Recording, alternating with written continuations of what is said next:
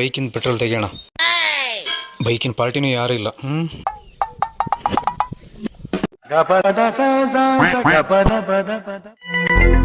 ಯಾರು ಇಲ್ಲ, ಬೇಗ ತೆಗೆದು ಬಿಡೋಣ. ಅಬ್ಬಾ, ಯಾರು ಇಲ್ಲ ಇಲ್ಲಿ.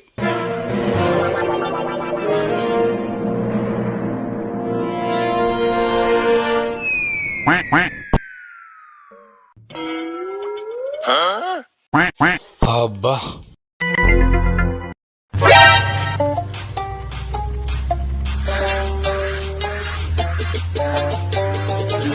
ಅಣ್ಣ ಯಾಕೆ ತೊಳ್ಕೊಂಡು ಹೋಗ್ತಿದ್ದೀರಾ? ಅಣ್ಣ, ಪೆಟ್ರೋಲ್ ಬಂಕ್ ಅವನು ಪೆಟ್ರೋಲ್ ಹಾಕೋದು ಬಿಟ್ಟು ಡೀಸೆಲ್ ಹಾಕ್ಯಾನಲ್ರಿ.